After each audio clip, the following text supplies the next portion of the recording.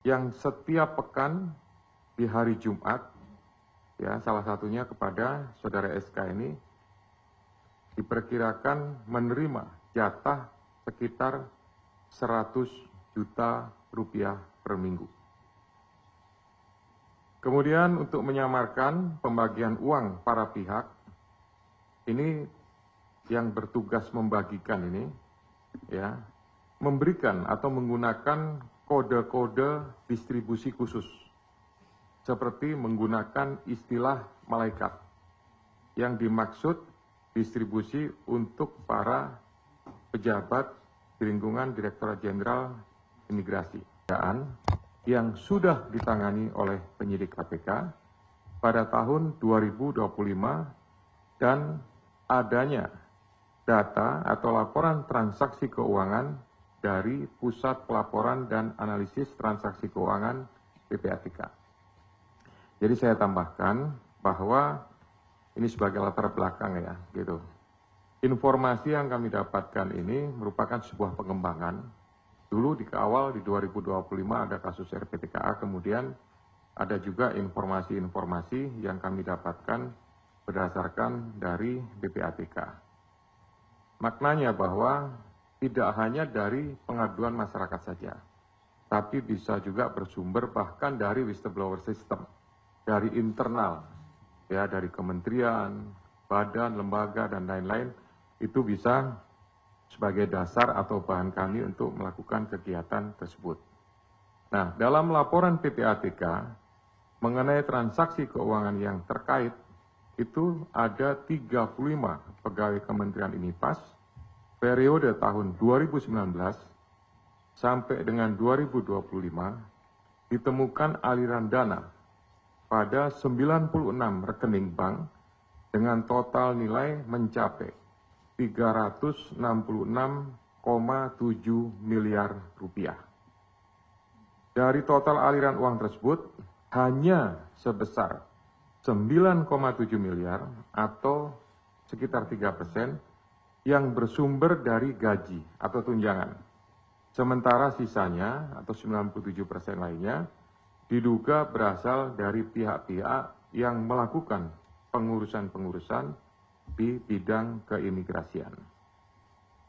Kemudian dalam proses penyelidikan tertutup yang sudah dilakukan, ya, dan juga termasuk kegiatan berita acara, pemeriksaan dan lain-lain, gitu, terhadap saudara SK selaku Wakil Menteri IMIPAS tahun 2025, 2026, dan juga sebelumnya menjabat sebagai Dirjen Imigrasi tahun 2023-2024, diduga telah melakukan pemerasan dengan cara, ya, meminta jatah dari pengurusan izin tinggal sementara, ya, para warga negara asing melalui saudara JS. Jadi JS ini adalah Direktur Izin Tinggal Sementara, ya, yang saat ini menjabat sebagai Kepala Kantor Wilayah Imigrasi Jawa Barat. JS kemudian memerintahkan kepada BGS dan TBS, masing-masing keduanya adalah Kasubdit, pada Direktorat Izin Tinggal untuk melakukan penarikan permintaan biaya-biaya ekstra, tambahan atau pungli dari para pengurus, baik itu penjamin, sponsor, ya, untuk para warga negara asing ini, untuk setiap dokumen permohonan izin tinggal sementara yang dilakukan proses-proses permohonan di, baik itu di Kanim, karena ada beberapa kegiatan, ada perpanjangan, ada alih status, ada update domisili, termasuk juga penambahan untuk dependen. Dependen itu misalkan dia membawa istri, anak, keluarga, dan lain-lainnya. Selanjutnya,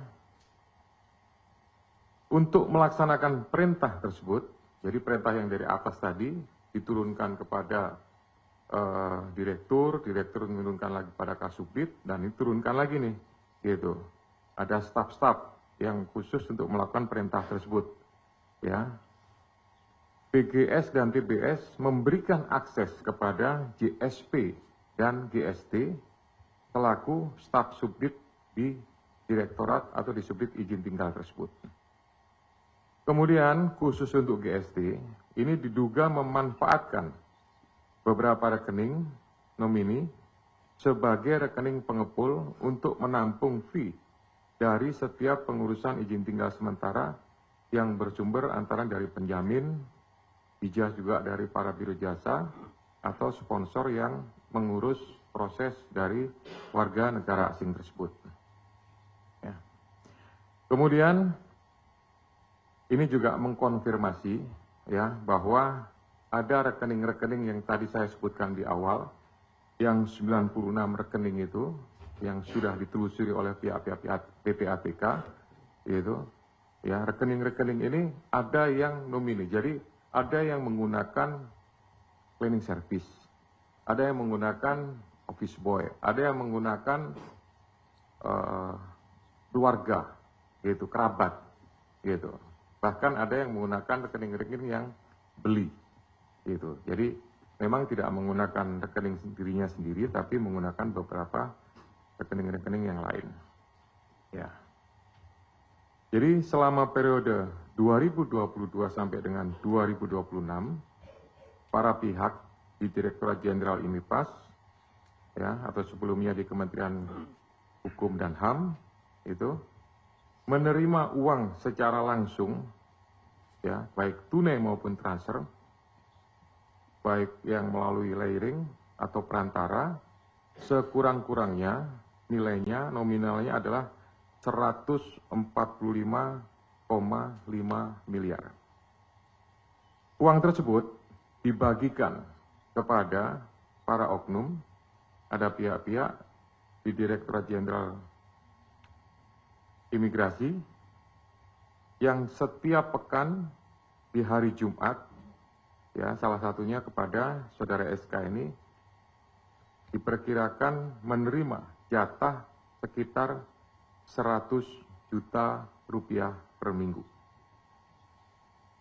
Kemudian untuk menyamarkan pembagian uang para pihak, ini yang bertugas membagikan ini, ya, memberikan atau menggunakan kode-kode distribusi khusus, seperti menggunakan istilah malaikat, yang dimaksud distribusi untuk para pejabat di lingkungan Direktorat Jenderal Imigrasi. Kemudian kode lainnya, ya ada beberapa pihak kan yang dapat bagian ini. Ini menggunakan istilah pembayaran konser, gitu. Jadi konser grup band. Ada yang misalkan vokalis dapat sekian, gitaris dapat sekian, gitu ya. Backing vokal dapat sekian, koreografer juga tertentu. Jadi menentukan untuk membedakan jumlah dengan menggunakan kode-kode tertentu tersebut. Yang mempresentasikan aliran uang itu untuk pihak-pihak tertentu. Selanjutnya, uang tersebut digunakan oleh para pihak untuk kepentingan pribadi, pembelian aset, maupun kegiatan usaha seperti mendirikan ada perusahaan towing.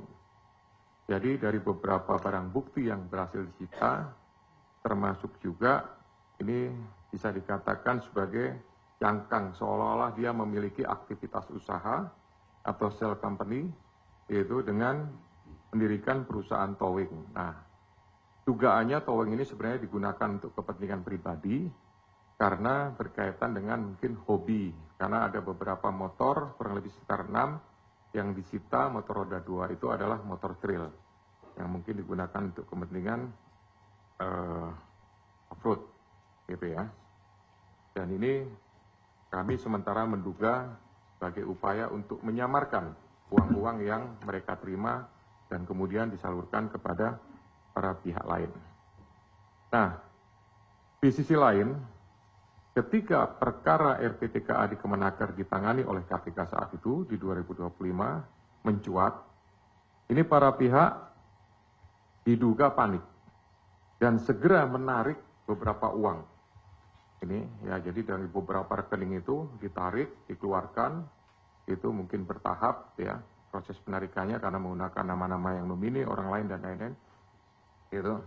Dan uang tersebut kemudian dibelikan sejumlah emas. Ya, bahkan pada saat melakukan pembelian rumah itu ada termasuk juga barang bukti juga yang sudah disita. Ini pembayarannya juga tidak biasa.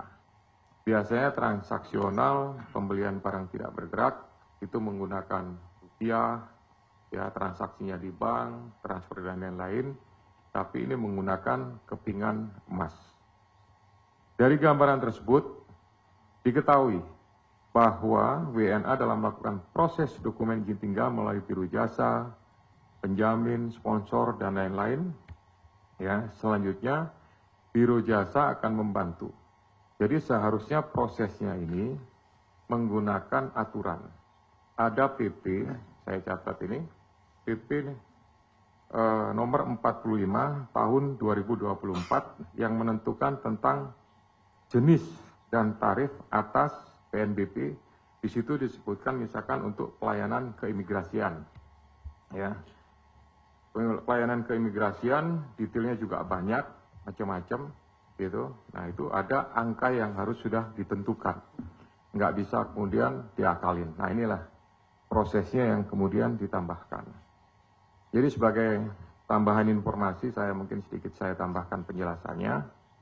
Jadi warga negara asing yang ingin masuk ke Indonesia, itu pada saat dia melakukan proses pengurusan administrasi itu seharusnya menggunakan semua proses pelayanannya secara daring. Nah, itu ada penjamin. Diawali dari kalau dia ingin berusaha, beraktivitas, bekerja, itu proses pengurusannya pertama yang dilakukan adalah RPTKA yang dilakukan oleh Kementerian Tenaga Kerja. Jadi ini sebetulnya dua kementerian yang saling berkaitan.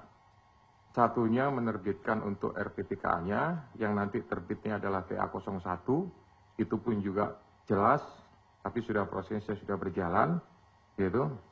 Nah, kemudian begitu dia ingin bekerja, maka kemudian melakukan proses visanya sudah tentukan, ya, bahwa visanya bekerja dan kemudian ada tambahannya adalah izin tinggal terbatas, gitu. Nah, izin tinggal terbatas nanti pada saat perpanjangan juga ada 30 hari, 60 hari, 1 tahun, 2 tahun, bahkan ada yang tidak terbatas, gitu. Nah, ini proses inilah yang mulai dilakukan. Karena proses permohonan atau rekomendasi dari penjamin. Warga negara itu harus memiliki penjamin yang ada di Indonesia. Jadi kalau misalkan dia ingin bekerja di yuridiksinya wilayah Jakarta Barat, gitu, maka pengurusannya dilakukan di sana. Nah, oleh karena ini melibatkan dari proses di Kanim di Jakarta Barat. Ya, tadi saya sebutkan ada perpanjangan, ada alih status, ada update domisili, ya, kemudian ada juga penambahan keluarga atau penambahan dependen. Subscribe, share, like, and comment. Subscribe, share, like, and comment. Subscribe, share, like, and comment. Subscribe, share, like, and comment. Subscribe, share, like, and comment.